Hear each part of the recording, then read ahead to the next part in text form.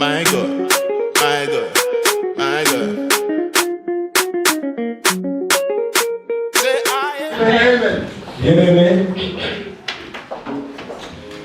le dimanche qui vient, ça sera le 3, le premier dimanche de l'année, on aura un culte d'action de grâce. Bien-aimés, préparez vos cœurs à parler au Seigneur et à parler du Seigneur. Bien-aimés, préparez vos requêtes. Préparez, bien-aimés, vos remerciements. Ça sera un dimanche où nous allons, bien-aimés, vraiment danser à la gloire du Seigneur. Alors, le premier dimanche de l'année, nous serons vraiment dans la joie de nous retrouver. Dire merci au Seigneur pour tout 2020, mais aussi pour 2021 qui arrive. Amen. Amen. Donc préparez vos cœurs. Vous pouvez aller trouver notre sœur Natacha pour vous inscrire, bien-aimés, afin de donner vos témoignages. Si vraiment vous êtes nombreux, on pourra le faire sur 2 dimanches au moins. Le Seigneur est dans la joie quand ses enfants sont reconnaissants. Quand ils viennent à ses pieds, dire merci pour ce qu'il a accompli. Amen. Amen. Parce que nous devons toujours proclamer que notre Seigneur, notre Sauveur, parle, agit, accomplit de grandes choses pour nous. Amen. Et avec lui, nous ferons des exploits, nous proclamons cela. Que son nom soit béni. Amen. Amen. Bien-aimés, en ce dernier dimanche de l'année, nous allons partager, bien-aimés, un conseil de la part du Seigneur. Un conseil afin que nous puissions, chaque fois, quand arrive le moment où le monde entier parle de Jésus, que nous sachions quoi faire. Le titre de notre partage de ce matin est simple. C'est une bonne nouvelle. Une bonne nouvelle. Jésus est sauveur.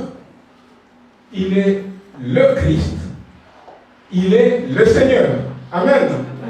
Une merveilleuse nouvelle. Bien-aimés, nous allons nous mettre debout pour prendre notre première lecture. Nous allons en prendre 3 pour, voilà, cette première salle, si on peut dire.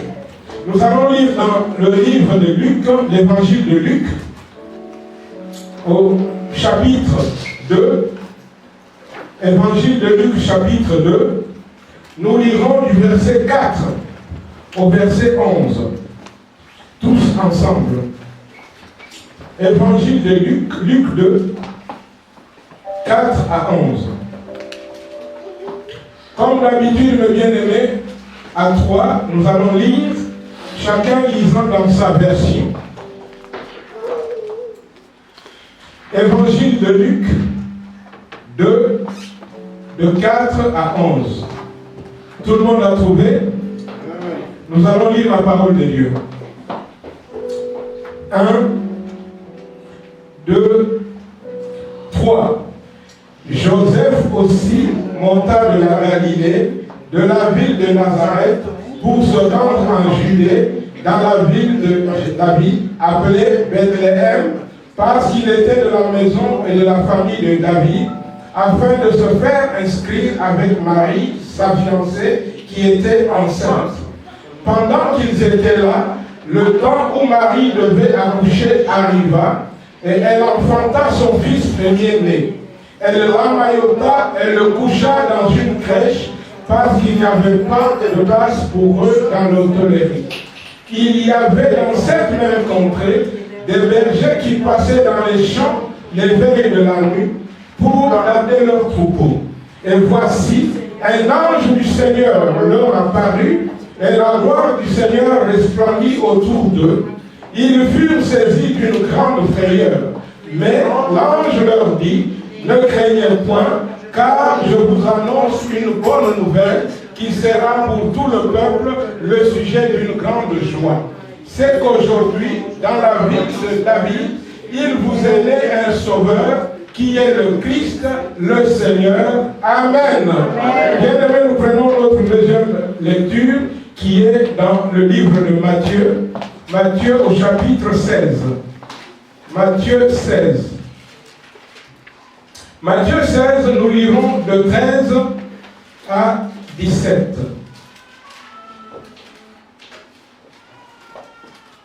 Matthieu 16, de 13 à 17.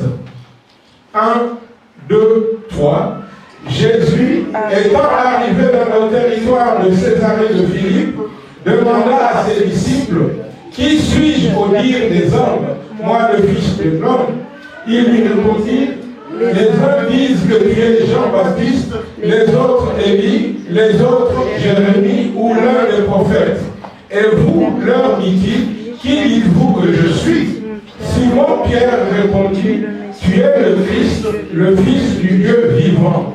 Jésus, reprenant la parole, lui dit, tu es heureux, Simon, fils de Jonas, car ce ne sont pas la chair et le sang qui t'ont révélé cela, mais c'est mon Père qui est dans les cieux. Amen. Amen.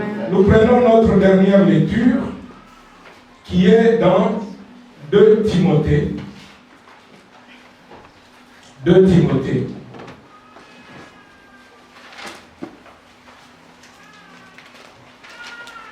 2 Timothée au chapitre 4,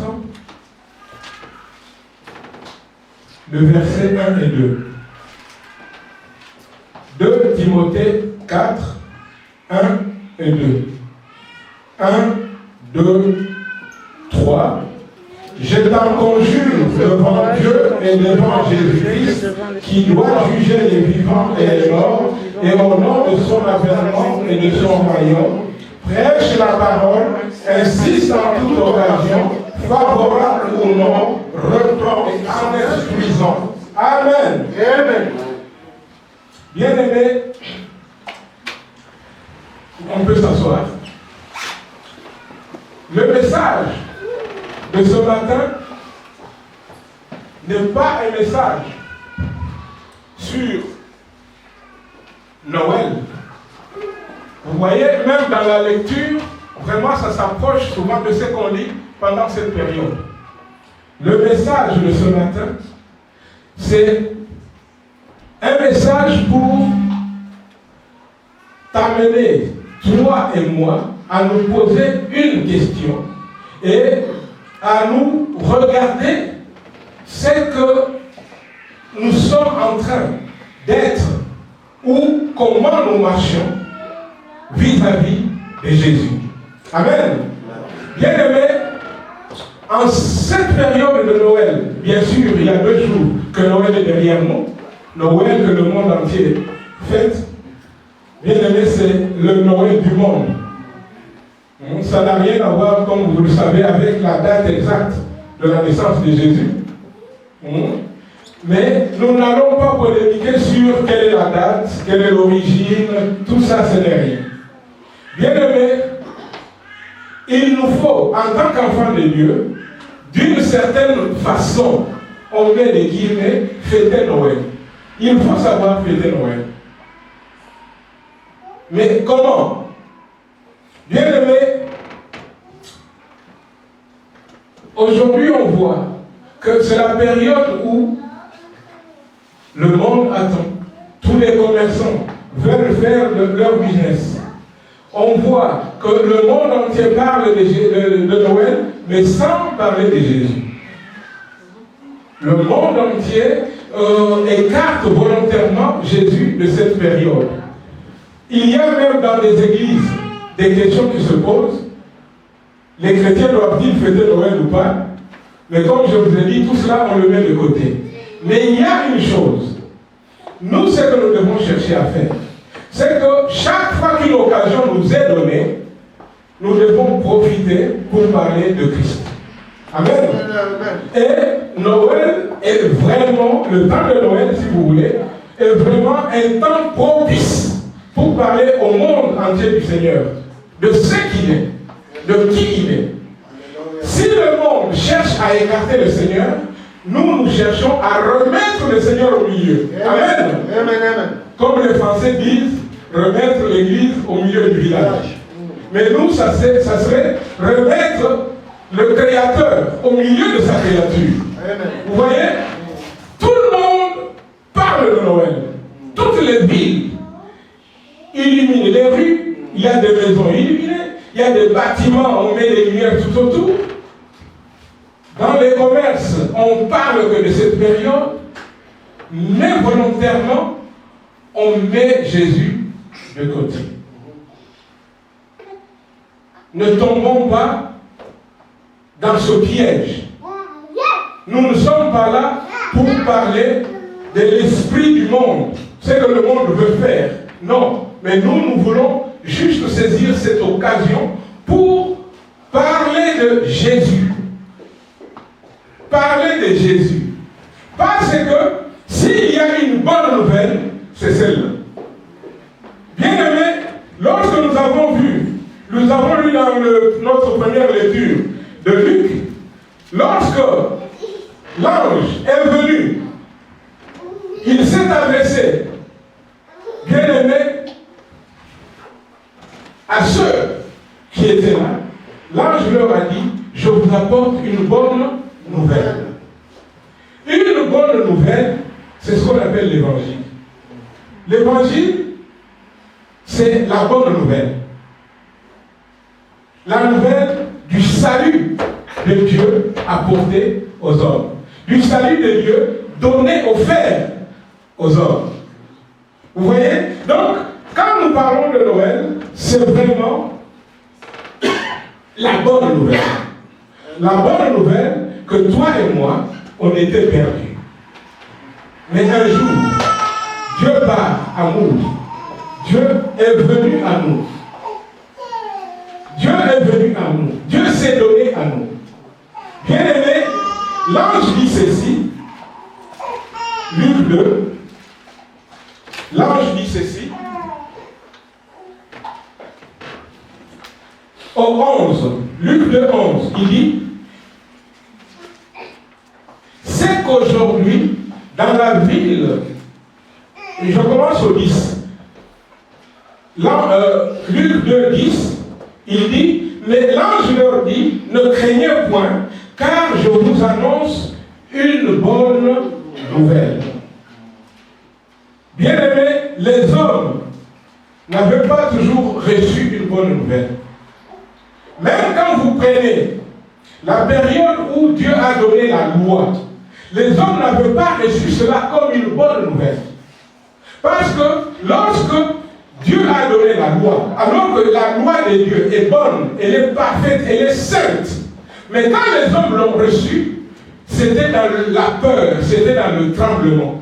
Lorsque Dieu a parlé avec Moïse, bien aimé, premièrement, avant de parler à Moïse seul, Dieu a parlé et tout le peuple écoutait. Mais tout le peuple était dans le tremblement.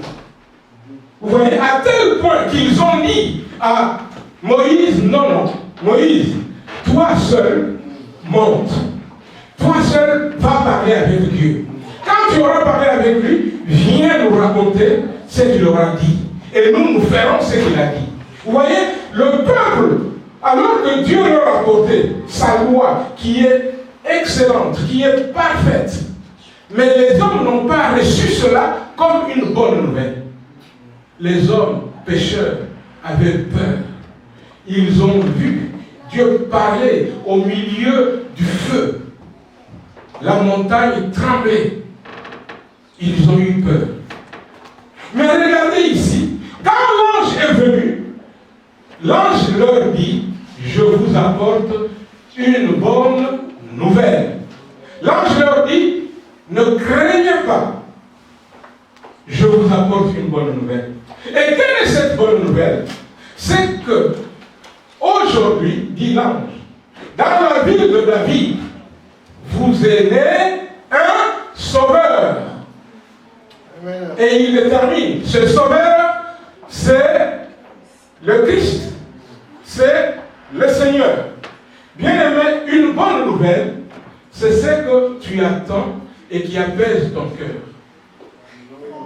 J'ai toujours en mémoire, j'étais petit. Un jour, mon père prêchait, et ça, c'est resté dans ma tête. Et très très bien, c'est resté. Je devrais avoir, je ne sais pas, en tout cas, sûrement pas 12 ans. Peut-être 10, 11. Bien aimé, mon père a dit, la bonne nouvelle d'attendre un prisonnier, c'est le jour où on vient lui dire, sors de prison. Tout le reste, ce n'est pas une bonne nouvelle. Lorsque vous dites à un prisonnier, oh, aujourd'hui, on va manger du caviar. Le prisonnier, qu'est-ce qu'il va faire du caviar? Vous voyez un peu ça? Vous dites au prisonnier, vous savez, aujourd'hui, on vous apporte le riz préparé avec ceci, cela. Le prisonnier attend une bonne nouvelle. Aujourd'hui, fais ton partage, tu sors. Il va dire, ah voilà la bonne nouvelle pour moi. La bonne nouvelle, bien aimé, c'est que Dieu, dans son amour, t'a donné son Fils. Et on te dit qu'il est le Sauveur. Et ce Sauveur-là, il est le Christ, il est le Seigneur. Voilà la bonne nouvelle. Amen. Amen. On va se poser tout à l'heure la question. Cette bonne nouvelle que tu as reçue, cette bonne nouvelle que Dieu t'a donnée, de Jésus. La Bible dit qu'il est le Sauveur. Oui, Jésus est ton Sauveur si tu l'as accepté. Mais si tu ne l'as pas accepté encore, c'est que cette bonne nouvelle ne t'a pas encore percuté. Il faut que tu te donnes la vie. On va en parler. Mais bien aimé, le propos ce matin, c'est que tu saches qu'il y a une bonne nouvelle. La bonne nouvelle, c'est que un jour, dans son amour, Dieu t'a donné son Fils. Son Fils pour te sauver. Et son Fils est le Christ. Son Fils est le Seigneur. La bonne nouvelle. Dieu qui est constant, c'est ce qu'il a rappelé aux hommes. Alors que ce n'était plus le jour, la période où Christ est venu. C'était bien longtemps après. Un jour, Jésus se promène avec ses apôtres. Ils arrivent dans une ville. Césarée de Philippe. Bien aimé, dans cette ville, les gens parlaient. Jésus entend tout ce que les gens disent. Jésus pose la question à ses disciples. Les gens, que disent-ils que je suis? Vous avez vu toutes les réponses. Il y en a qui disent oui, on dit que tu es ceci. On dit que tu es cela. On dit que tu es ceci. Jésus dit c'est bon. On dit, mais toi, que dis-tu? Toi, que dis-tu?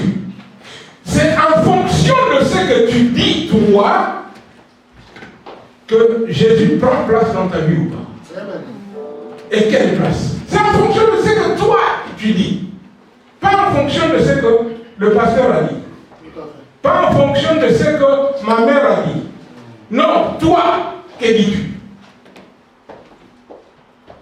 Et quand vous regardez ici, dans Matthieu 16, Jésus lui-même aimait chaque fois s'appeler Fils de l'homme. Je suis le Fils de l'homme. Jésus, Fils de l'homme, ce n'est pas une révélation. Non.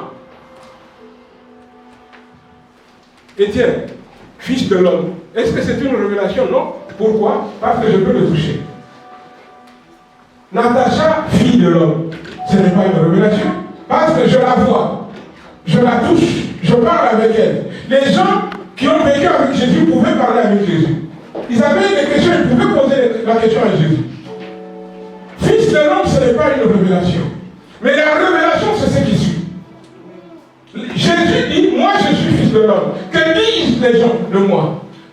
Il y a une révélation que Pierre reçoit du Père. Pierre lui dit, tu es le Christ, le Fils du Dieu vivant. Ah, Jésus lui dit, ça c'est une révélation. Et Pierre, ce n'est pas toi, c'est mon Père qui t'a révélé ça. Alléluia. C'est mon Père qui t'a révélé cette révélation. Il y a une révélation que tu ne peux pas recevoir par ton intelligence à toi.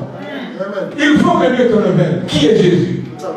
Mais pour que Dieu te révèle qui est Jésus, cela dépend de la soif qui est dans ton cœur. Cela dépend de la soif qui est dans ton cœur. Les gens disent, c'est le fils du charpentier. Les gens disent, ouais, mais je l'ai connu. On a joué au foot ensemble quand on était petit. Je connais sa mère, elle va au marché. Les gens disent ceci, les gens disent cela. Il y en a qui disent, ouais, c'est sûrement Jean-Baptiste qui est revenu à la vie. Il y en a qui disent, Jésus, c'est un grand homme. Vous avez déjà entendu une secte qui dit ça. Je ne veux pas citer son nom. Il y a des sectes qui disent, Jésus c'est le grand homme de tous les temps. Fils de Dieu, non, Dieu n'a pas de fils. Dites Jésus est un grand homme. Ça, on est d'accord. Ils n'ont pas la révélation. Alléluia. Quand tu reçois la révélation de qui est Jésus, c'est de Dieu que tu reçois la révélation. C'est pourquoi Jésus a pu dire à son disciple Pierre, ce n'est pas toi, c'est mon Père qui est dans les cieux qui t'a révélé cela. Jésus, fils de l'homme, n'est pas une révélation. Tout le monde le voit, tout le monde le touche.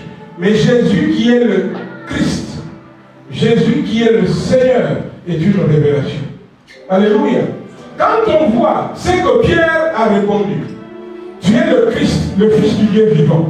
Et quand on met en parallèle avec ce que l'ange avait dit aux parents de Jésus, et d'abord au berger, l'ange a dit au berger, cette nuit, je vous apporte une bonne nouvelle. C'est que cette nuit, dans la ville de David, il vous est né un sauveur. Et qui est ce sauveur? Ce sauveur, il est le Christ, le Seigneur. Vous voyez? Je dis tout cela pour d'abord poser des fondements pour que nous revenions à notre question. Parce que le problème, ce ne sont pas les autres. Le problème, c'est toi. Le problème, c'est moi. Que dis-tu? Qu'est-ce que moi je dis? L'ange dit,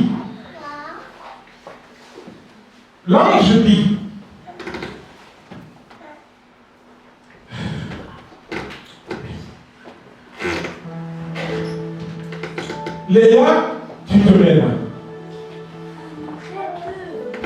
Emma, viens. Tu te mets là. Je les mets là pour montrer les deux moments où il y a ces révélations. Pour démontrer que ce sont les mêmes révélations. Dieu ne change pas. L'ange vient. L'ange dit au berger qui était dans le champ, cette nuit, je vous apporte la bonne nouvelle. Une bonne nouvelle. Cette nuit, il vous est né dans la ville de David un sauveur qui est le Christ, le Seigneur. Une triple déclaration, c'est prophétique. Jésus était bébé. Quand on déclare ça sur un bébé, c'est prophétique. Il ne l'a pas encore fait. Mais c'est les yeux de la foi qui voient ça. L'ange vient leur dire, vous voyez ce bébé? C'est lui, le Sauveur. C'est lui, le Christ. C'est lui, le Seigneur. Quelques années après, quelques dizaines d'années après, Jésus se promenant avec les apôtres, Jésus dit, je suis le Fils de l'homme.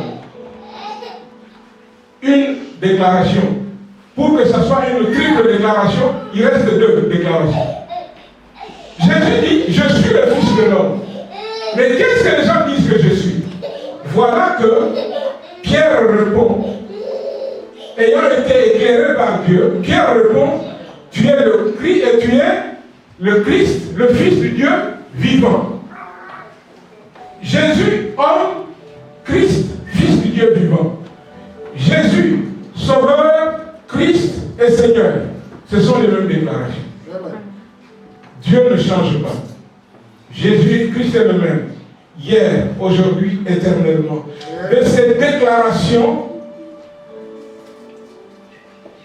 émane ce qu'il te faut connaître. Si tu veux connaître Jésus.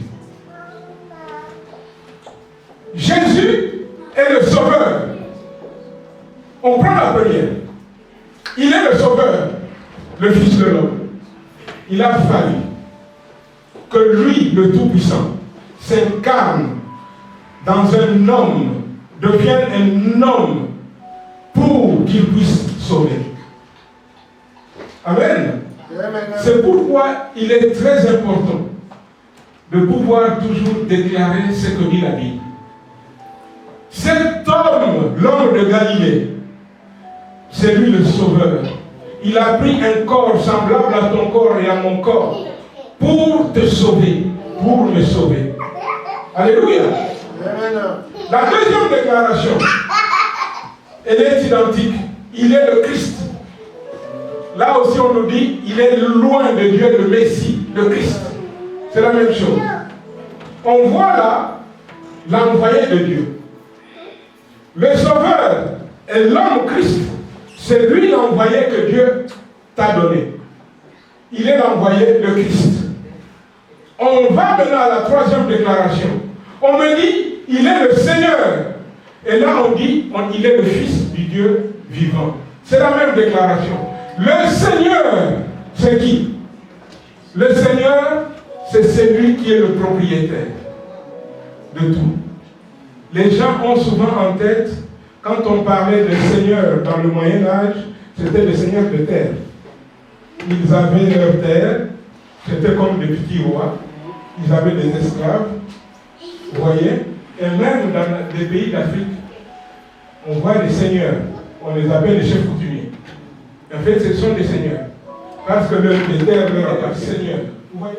C'est-à-dire que le Créateur, le Dieu Tout-Puissant, qui a tout fait, c'est pourquoi la Bible le dit clairement dans d'autres passages. La Bible dit par exemple dans Colossiens 1, 15, 16, on nous dit que c'est par lui que pour lui ont été créées toutes choses. Donc il est le Seigneur, c'est à lui. Et c'est pour lui. Et c'est lui qui l'a fait. Le Créateur, c'est qui? C'est le Fils du Dieu vivant. Dieu ne pouvait avoir qu'un Fils qui est Dieu. Dieu est Dieu. Vous comprenez? C'est pourquoi quand tu deviens Fils de Dieu, tu n'es plus n'importe quel homme. Tu n'es plus n'importe quelle femme. Tu deviens un petit Christ. C'est pourquoi on t'appelle chrétien. Tu es appelé de son nom parce qu'il y a en toi la sémence de Dieu. Merci. Merci. Vous voyez, cette triple déclaration sera toujours la même. Jésus est le Sauveur, le Fils de l'homme. Jésus est le Christ, loin de Dieu, le Messie. C'est lui que tous les Juifs pieux attendaient. Toi, Jésus est le Seigneur, le Dieu vivant, le Fils du Dieu vivant, le Seigneur. Maintenant, de ce que tu entends et de ce que tu fais, voilà ton véritable Noël. Noël, ce n'est pas un jour qu'on détermine par je ne sais qui que le 25 Jésus naît. Jésus n'est pas né le 25. Que pour ça, ça est devenu la fête de famille. Non. Oui, c'est devenu, il faut avoir un sapin. Non. il faut se faire des cadeaux. Non. Le monde veut nous entraîner dans ça. Se retrouver autour de la famille, un bon repas. Est-ce mauvais? Non, ce n'est pas mauvais. Se faire des cadeaux, est-ce mauvais? Ce n'est pas mauvais. Mais est-ce que nous devons rentrer dans la logique du monde? Non. Nous devons saisir cette occasion pour dire aux gens, il est le Sauveur, il est le Christ, il est le Seigneur. Voilà pourquoi je vous ai dit dès le départ, nous devons d'une certaine façon fêter Noël. Parce que notre rôle, bien aimé, ce n'est pas de dire, le monde fête Noël, moi je ne veux pas en entendre parler, ne me parlez pas de Noël. Non, c'est faux. Il faut qu'on te parle de Noël et surtout, il faut que tu parles de Noël. C'est pourquoi l'ange a dit, c'est la bonne nouvelle. Parler de Noël, c'est parler de la bonne nouvelle. Amen. Mais ce n'est pas parler du chocolat qu'on va manger, des fruits de mer, des huîtres et des je ne sais pas quoi, non. Vous voyez, non. Foie gras. Foie gras. Non, non, non. Vous voulez réussir votre Noël? Oui, autour de la famille, parlez de celui qui est le Christ, qui est l'envoyé, qui est le Seigneur. Alléluia. Parlez de lui. Et quand vous l'avez fait, vous avez fait ce que Jésus attend. Amen. Mais pour que tu parles de Jésus, il faut qu'on voit Jésus en toi. Alléluia. Parce que l'évangile est toujours à deux niveaux. Il y a l'évangile parlé, il y a l'évangile vécu. Et il faut que l'évangile parlé et l'évangile vécu soient le même évangile. Pour que cela ait un impact. Si tu dis aux gens,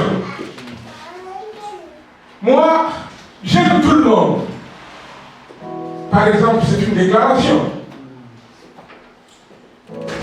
Mais dès que tu vois un ami qui est d'origine de Maghreb, peut-être dire quelque chose qui ne te convient pas, ouais, mais moi je n'aime pas les Arabes.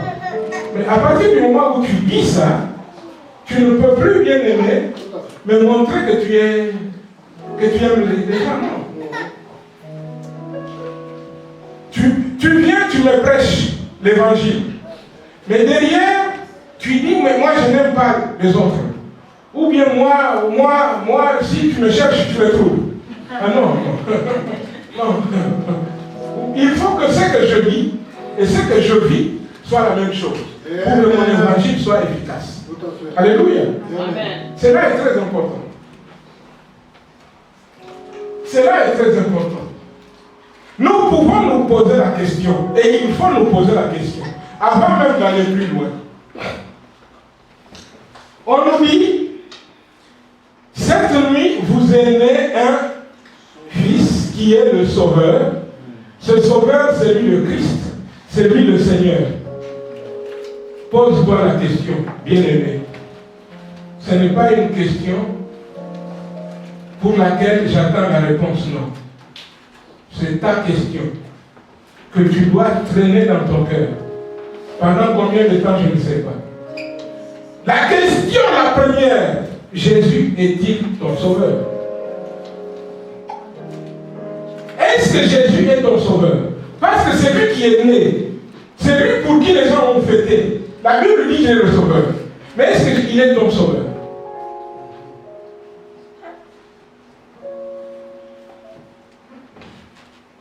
Il t'a sauvé de quoi?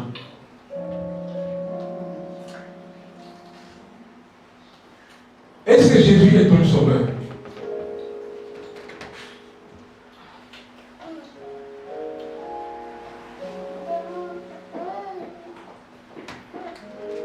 Si ta vie n'a pas changé, il t'a sauvé de quoi? J'ai faim. Ça fait une semaine que je n'ai pas mangé. Et tu viens vers moi.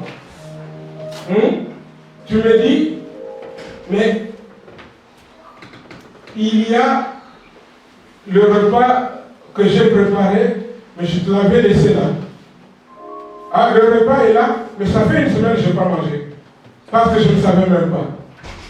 Le repas, à quoi il m'aura servi? Il m'aura servi à quoi?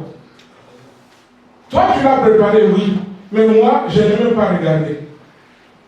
Et je suis mort de faim. Jésus est ton sauveur.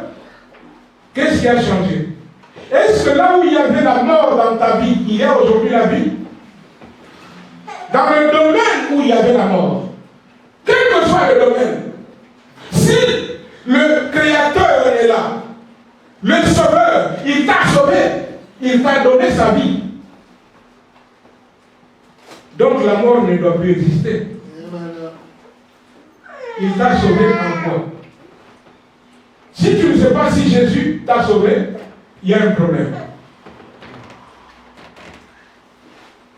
C'est que ton Noël n'est pas encore arrivé. Parce qu'à Noël est né un sauveur. C'est que ton Noël n'est pas encore arrivé. 2. La Bible dit, cette nuit, vous est né un sauveur qui est le Christ. Le Christ, le Messie, l'envoyé de Dieu, le Shiloh.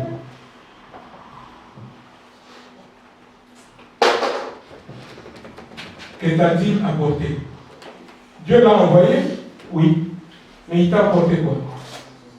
La Bible dit, Acte 3, 26, que Dieu a envoyé Jésus pour nous bénir. L'envoyé de Dieu est venu avec des bénédictions. Et quelles sont les bénédictions que tu as? Si tu ne le sais pas, pose-toi encore la question. La Bible te dit que tu es béni de toutes les bénédictions spirituelles dans les lieux célestes en Christ. En dehors de Jésus, il n'y a pas de bénédiction. Mais lui, le Saint, l'envoyé de Dieu, il t'a amené des bénédictions. Où sont ces bénédictions? Et je parle de toi, de ta vie. Je ne parle pas de ton frère, ni de ta soeur, ni de ton père, ni de tonton. Non, de toi. Parce que le Noël, il est personnel.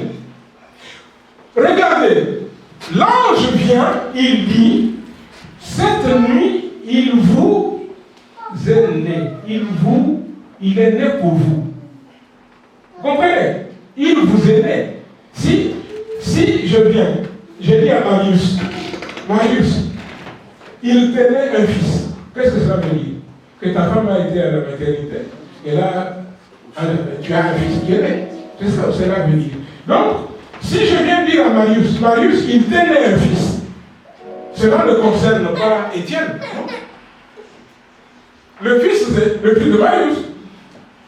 Vous comprenez un peu ça?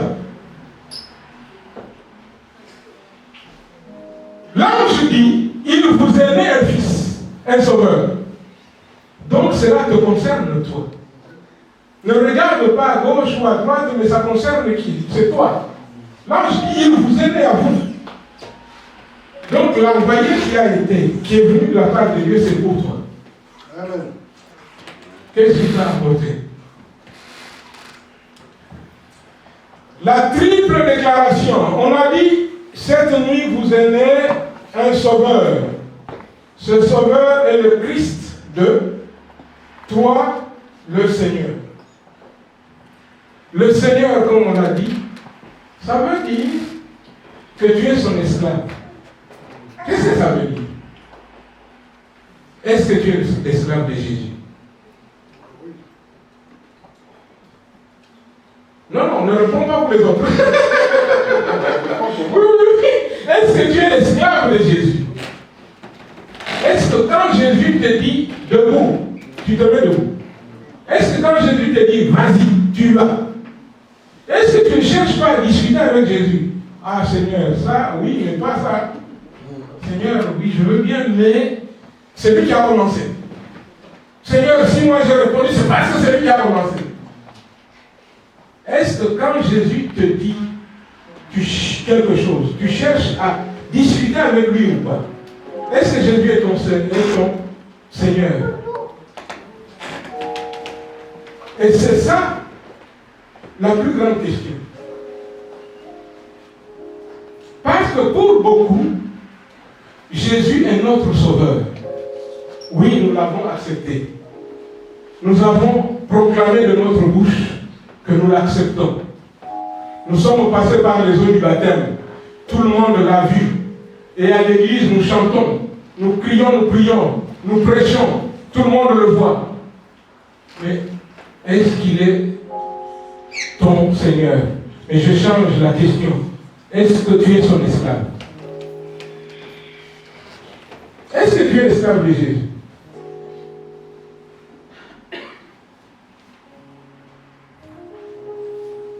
Un esclave n'a pas de possession, vous le savez.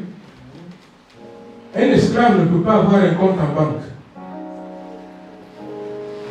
Parce qu'il est esclave.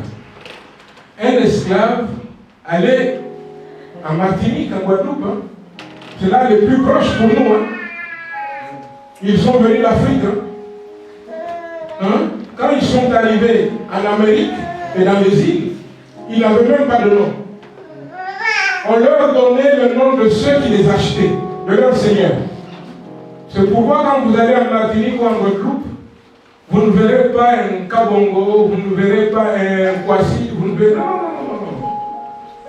Vous verrez un Lamartine, vous verrez un François. Mais François, c'est ton prénom ou c'est ton nom de famille? Non, c'est mon nom de famille. Pourquoi? Parce que tu as été acheté par M. François. M. François dit, voilà, je l'ai acheté comme du détail, sur un marché en plus. On regarde, on dit, lui, on te mesure, on dit, prenez le mètre, mettez là. Oui, je prends. Il donne de l'argent. Tu lui appartiens. Et il te donne son nom. Et quand il t'a donné son nom, il a le droit de vie et de mort sur toi. Il peut se réveiller un jour et dire, cet esclave-là, je vais lui couper son bras. Personne ne va lui demander quoi que ce soit. Est-ce que tu es esclave de Jésus?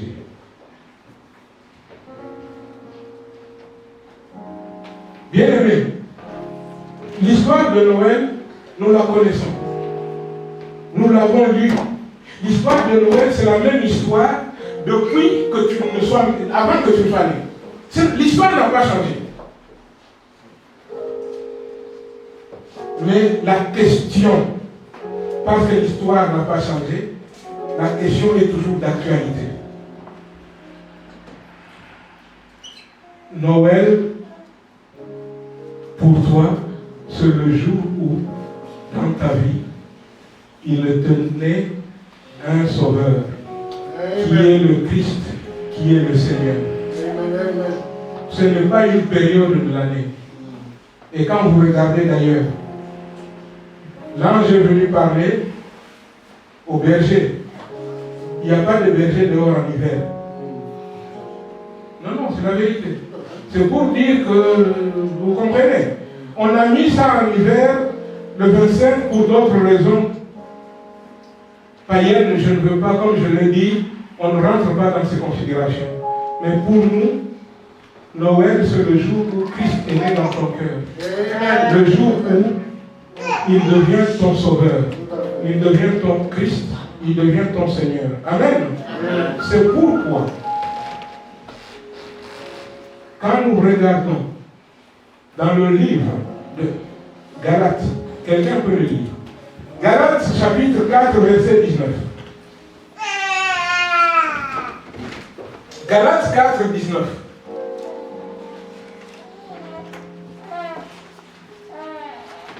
Galates 4, 19. Il n'y a personne, je veux dire la parole de Dieu. Mes enfants, pour qui j'éprouve de nouveau les douleurs de l'enfantement, jusqu'à ce que Christ soit formé en vous. C'est-à-dire, jusqu'à ce qu'il soit né en vous. Noël à toi, c'est le jour où Christ est formé dans ton corps, dans ton cœur plutôt. Le jour où Christ est formé dans ton cœur, le jour où il devient ton sauveur, le jour où il devient ton Seigneur, le jour où il devient, oui, ton Messie, voilà ton Noël à toi.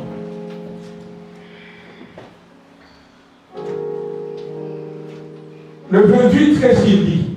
Galates 4, 28, il dit, pour vous, frères, comme Isaac, vous êtes enfants de la promesse. Et le 31 dit quoi? C'est pourquoi, frères, nous ne sommes pas enfants de l'esclave, mais de la femme libre.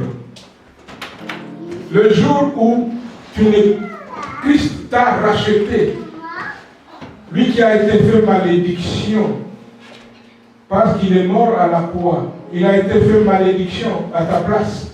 C'est ce jour-là qui est ton Noël. Le jour où tu as accepté Jésus-Christ dans ton cœur, où tu es devenu enfant de Dieu. C'est pourquoi la Bible dit, c'est Jésus qui nous a donné le pouvoir de devenir enfant de Dieu. Le jour où tu l'as accepté comme ton Seigneur et ton Sauveur, il te donne le pouvoir de devenir enfant de Dieu. Ce jour-là, tu es né. Ce jour-là, ton nom est inscrit dans le registre de naissance au ciel. C'est ce jour-là qui est ton Noël à toi. Alléluia. Maintenant, quand nous fêtons Noël, bien aimé, notre but, c'est que autour de nous, que ce soit dans nos maisons, profitez. Je vous le dis. Il faut profiter de cette période pour parler de Jésus.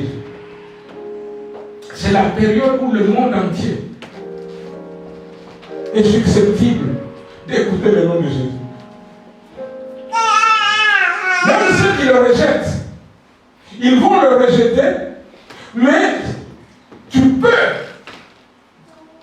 facilement leur parler. Pourquoi? Parce qu'ils sont, pendant qu'ils rejettent Jésus, ils sont en train de préparer leur sapin.